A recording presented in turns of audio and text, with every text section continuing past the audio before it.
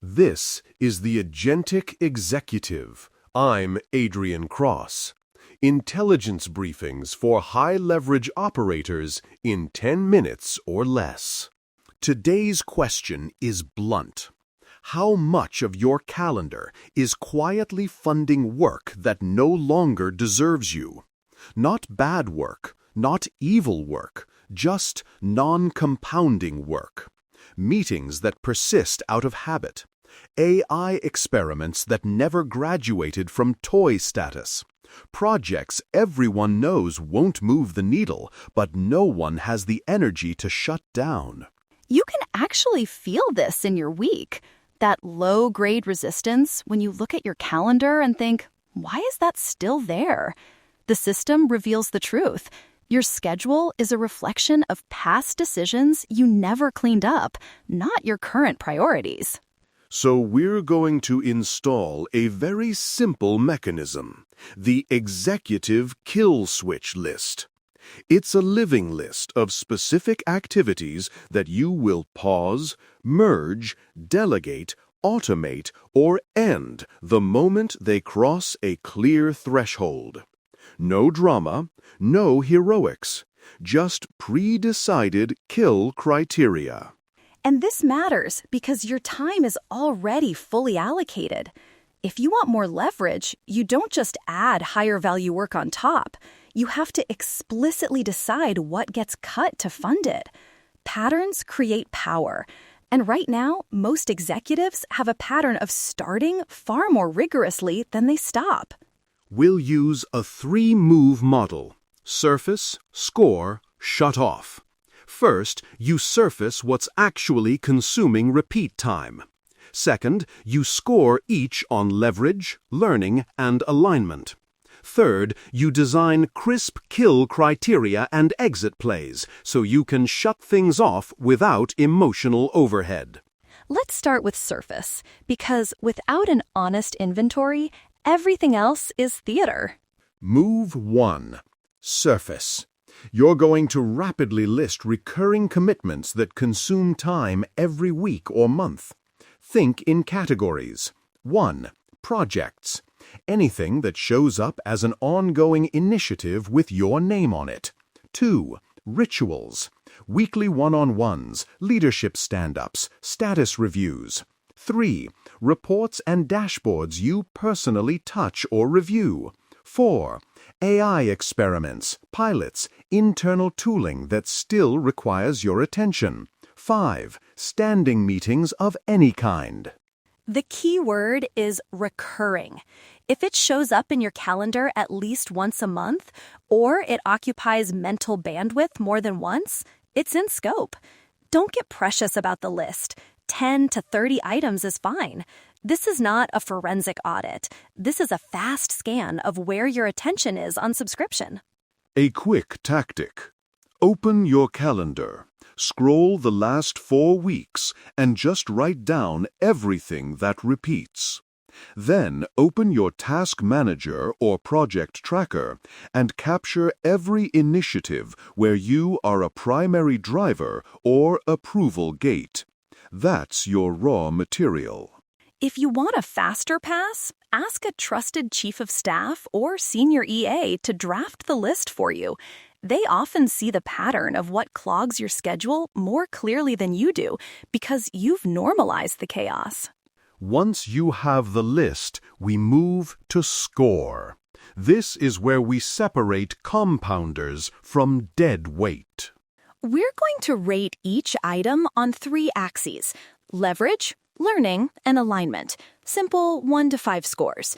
You don't need precision, you need contrast. Leverage asks, if this goes well, how much does it move the system? Does it create revenue, reduce risk, unlock capacity, or materially influence key decisions beyond your personal output? A recurring meeting with your direct leadership team might be a 4 or 5. A weekly status update meeting that could have been a dashboard might be a 1. Learning is about signal. Does this activity generate new information, insight, or feedback that you can't get elsewhere? Or is it purely maintenance? A monthly customer deep dive where you actually hear unfiltered stories? High learning. Approving expense reports line by line? Very low learning, unless your company is on fire. Alignment asks, is this work directly tied to the strategy you've actually chosen now, not the one you wrote in a deck 18 months ago? If your priority is AI-enabled margin expansion, but you're still chairing a legacy committee about office decor, that's misalignment. So, for each recurring item, you give it 3 scores: leverage, learning, alignment, each from 1 to 5. Then you can either sum them or, more usefully, just scan for the obvious outliers. Anything with repeated 1s and 2s across the board is a candidate for a kill or radical redesign. Here's where nuance matters. Not all low-leverage items are automatic kills. Some things are intentionally slow compounding bets, brand investments, long horizon R&D, deep relationship building. Their leverage and learning may show up over years, not quarters. Right. For those, you label them explicitly as long horizon bets. You score them separately and you review them on a different cadence, maybe quarterly instead of monthly. The risk is not that you kill those. The risk is that you never distinguish them from low-yield noise. The bad pattern is when you keep something only because it's familiar or politically easy, not because it still compounds. Clarity is leverage. Scoring forces you to see what your calendar has been quietly voting for. Once you've surfaced and scored, we get to the interesting part: shut off. Move 3. Shut off. This is where most executives stall, because shutting things down feels confrontational. So we remove as much emotion as possible by predefining kill criteria and simple exit plays. Kill criteria are if-then rules. If this project doesn't hit X by Y date, we pause or end it. If this meeting stops producing decisions or action items, we merge, delegate, or delete it. Precision drives agency. You're deciding the rules while you're calm, instead of improvising when you're tired and overcommitted. Think in 4 exit plays. 1. Merge. If there are 3 separate status meetings, you collapse them into one decision-focused session or a single async report. 2. Delegate. You decide this no longer requires your altitude, so you hand it to a direct report with a clear mandate. 3. Automate. If the primary value is information, not interaction, you replace it with dashboards, summaries, or AI-generated briefs. 4. End. You simply stop doing it, and you communicate why in one clean, honest message. If the word end feels heavy, rename it. Call it a sunset, a freeze, or a parking lot. The label doesn't matter. What matters is that the work no longer occupies recurring time or attention until it meets a much higher bar to restart. For each low-scoring item, you choose one exit play and write down a specific next action. Schedule a 3-line email, a short agenda for a redesign conversation, or a formal handoff. Then you put those actions on your calendar this week. A kill switch list without scheduled shutoffs is just a wish list. This is also where AI becomes a leverage multiplier instead of another experiment that needs a kill switch of its own. Use AI for 3 things. 1. Clustering. Paste your raw list in and ask it to group items by theme: customer work, internal overhead, experimentation, leadership, patterns will pop. 2. Scoring prompts. Ask your AI assistant to build a simple scorecard template with definitions for leverage, learning, and alignment tuned to your business. Then you or your chief of staff can apply it quickly instead of reinventing criteria every time. 3. Exit assets. Have AI draft the first version of your kill emails, meeting agendas, and handoff plans. For example, draft an email to the leadership team explaining we're sunsetting the weekly status call and replacing it with a Monday dashboard and a once-a-month decision meeting. Keep it concise, respectful, and focused on impact. The goal is that when you decide to cut, execution is almost frictionless. No blank page anxiety, no long negotiations.